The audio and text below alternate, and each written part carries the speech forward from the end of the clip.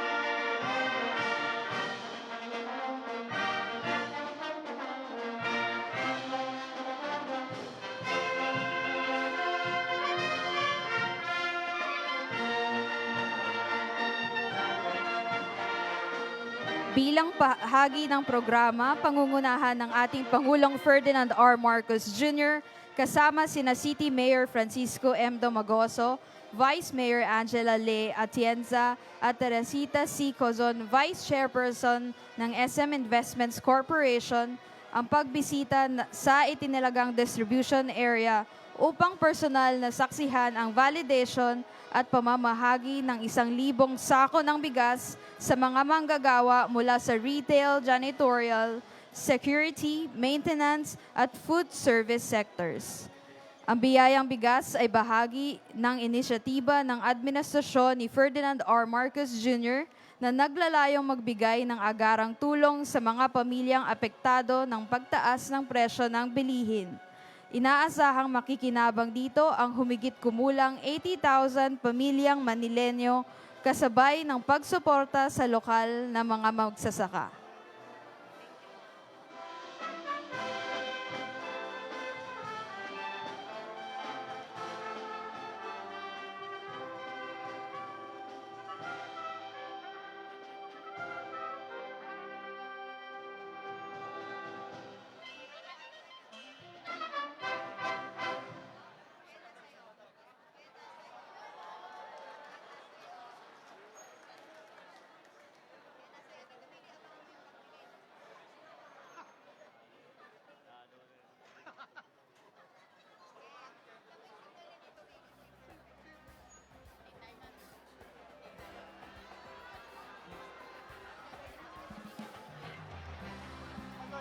Ngayon, kasalukuyan pa rin nagdidistribute ang ating Pangulo kasama sina Mayor Isko ng mga biyayang bigas para sa ating Manilenyo.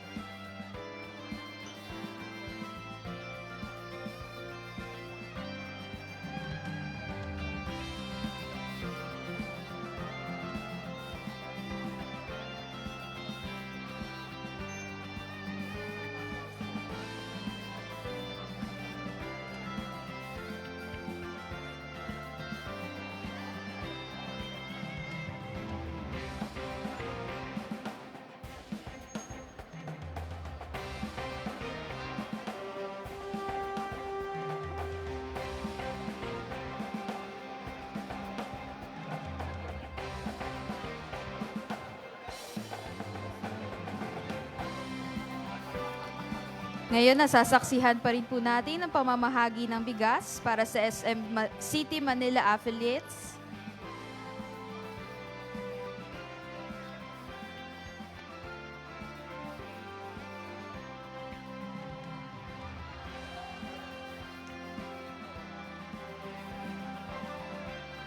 Muli mga kababayan, ang Pangulo ng Republika ng Pilipinas, His Excellency Ferdinand R. Marcos Jr.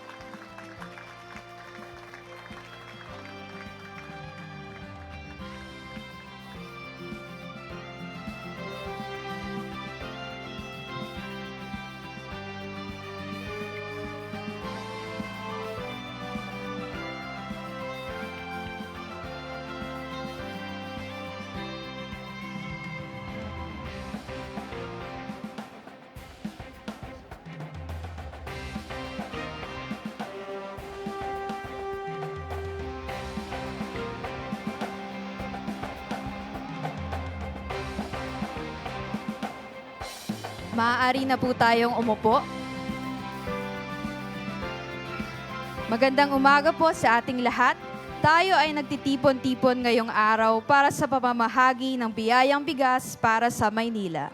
Upang magbigay ng paunang pananalita, inaanyayahan po natin ang butihing Mayor ng Lungsod ng Maynila, kagalang-galang Mayor Francisco Isko Moreno Domagoso.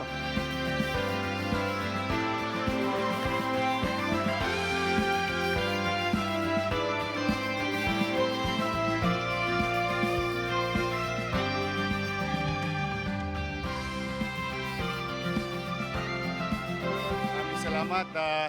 Magandang umaga sa inyong lahat. Hi.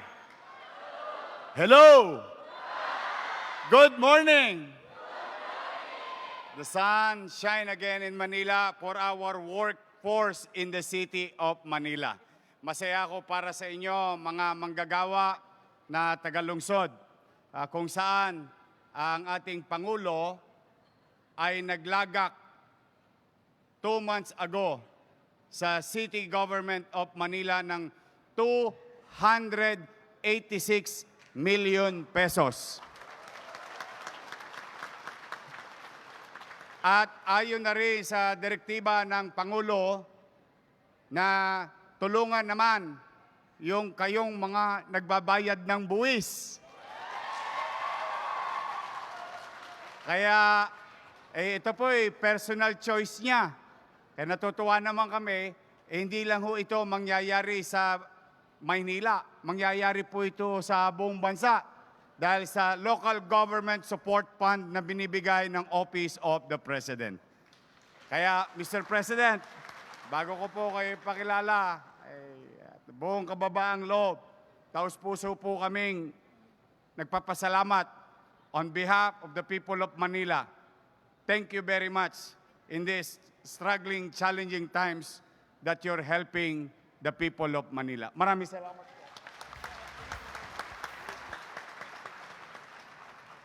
Mga atabs, iparamdam natin ang init ng pagsalubong sa ating minamahal. Ladies and gentlemen, the President of the Republic of the Philippines, His Excellency Ferdinand R. Marcos Jr.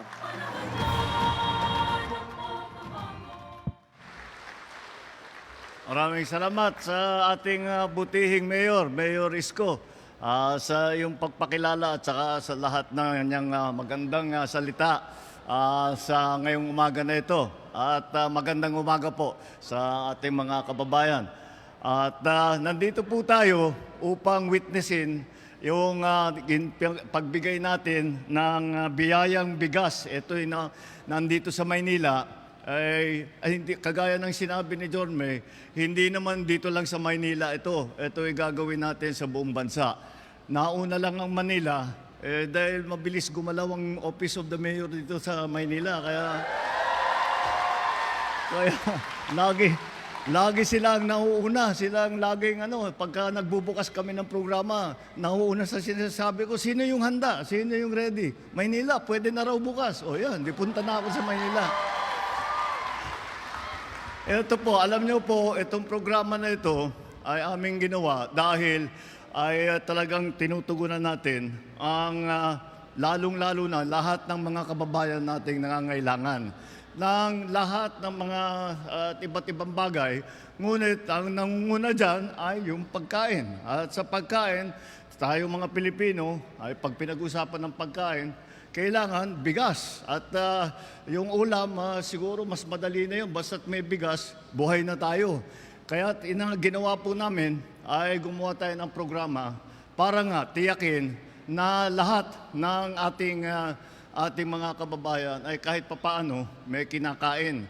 Alam nyo po, noong una akong umupo, may nagtanong sa akin na reporter, tinanong sa akin, ano talaga ang pangarap mo dito sa administrasyon mo? Sabi ko, sana pagbaba ko bilang Pangulo ay masasabi ko wala nang gutom na Pilipino. Kaya po aming ginagawa, patuloy na ginagawa ito. Ginawa po natin ito sa pamamagitan ng tinatawag na LGSF, yun ay Local Government Support Fund. Ito ay isang pondo na matagal na dun. Governor pa ako, nakikita ko na yan, pero wala kaming nakikita na bumababa sa local government kung saan-saan, hindi ko kung saan-saan nagagamit yung pondong yan. Kaya ang ginawa ko ay tiniyak ko na talagang local government ang mabibigyan ng tulong. At dahil talaga dapat sa kanila yung pondo na ito. At pangalawa, mas mabilis gumalaw. Pag inaantay natin ang national government, siyempre malayo ang pupuntahan ng pondo yan. Ang daming mga papeles na kailangan gawin, daming mga dokumento. Tapos iisa-isahin ninyo yung bawat probinsya, bawat lungsod, iisa-isahin nyo, medyo matagal. Kaya sabi ko, ba't di na lang natin bigay yung pondo sa ating mga local government? Sila na ang bahala at silang on the ground. Tama naman ang nangyari. Nakita naman ninyo, pagbaba ng pondo sa ating mga LGU executives, ay agad-agad ay nakikita natin ang resulta. Nandiyan na ang ating pagbigay ng biyayang bigas para sa ating mga kababayan. Lalong-lalo na sa mga talagang nangangailangan. Sa kasalukuyan, today is April 15, ay nakapag-release na ang national government na halos 15 bilyong piso para dito sa programang ito. At dito sa Maynila, ang magiging benepisyaryo dito ay mga 80,000. Tama ba? 80,000 ang magiging beneficiary dito. Ang programang ito ay magbibigay nitong 10 kilo na bigas 6 na beses sa isang taon. At patuloy lang ating binibigay. Binigay na po natin sa ating mga local government para naman ay mabilis. At alam ng local government kasi kuminsan yung listahan ng ating mga dito sa national government, sa mga ahensya, kuminsan luma na kasi sino ba talaga yung mga nangangailangan? Sino ba yung mga talagang mahihirap na walang makain? Kuminsan yung listahan namin, medyo nahuhuli. Sabi ko, naging gobernador nga ako. Sabi ko, alam namin yan. Araw-araw namin ginagawa yung listahan na yan. Kaming tanungin ninyo. Kaya ganun na nga ang ginawa namin. Tinatanong namin ang mga LGU executive para ang LGU executive ang nakakaalam kung saan pupunta, sino ang nangangailangan, paano pabilisin ang pagpaabot ng tulong sa ating mga mahal na kababayan. Kaya po, ito po ang simula, kagaya ng sabi ko, nauna ang Maynila, ngunit patuloy po ito at saka buong bansa ay mabibigyan natin. Nataon naman na nagkaroon ng krisis pa sa gitnang silangan sa Middle East. Nakita naman natin ang pangyayari ng kagera, nagtaasan ng presyo ng langis. Alam naman natin, pag tumaas ang presyo ng langis, sabay-sabay, lalong-lalo na ang pagkain. Kaya yun ang binabantayan namin na mabuti. Na kahit papano, na yung hindi ganong kabigat ang magiging epekto sa taong bayan. Yun ang aming binabantayan. Kasi wala tayong magagawa doon sa presyo ng langis. Ngunit sa presyo ng pagkain, yun, meron tayo magagawa. At nataon nga itong programang ito.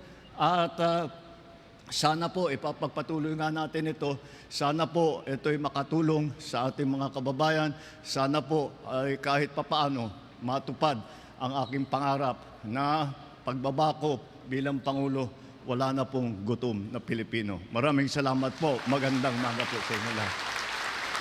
Maraming salamat po, mahal na Pangulo. Sa puntong ito, inaanyayahan po natin ang ating Pangulo upang magtungo sa ibaba ng stage para sa photo opportunity kasama ang ating mga benepisyaryo.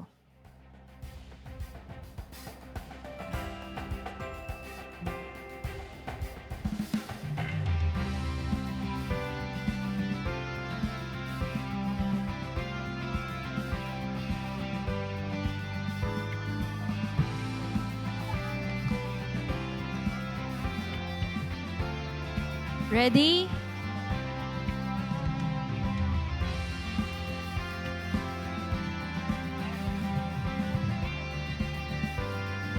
May we invite everyone po na tumayo at samahan ng ating Pangulo para sa isang photo opportunity.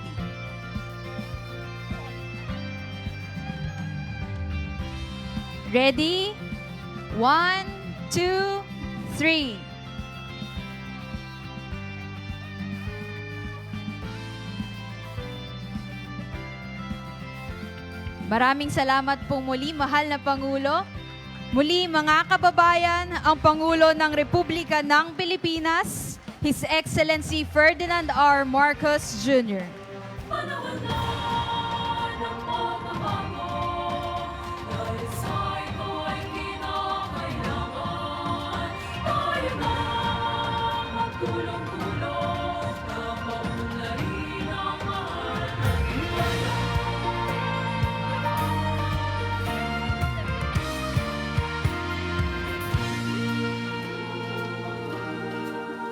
Panahon na ng pagbabago, dahil sa ito ay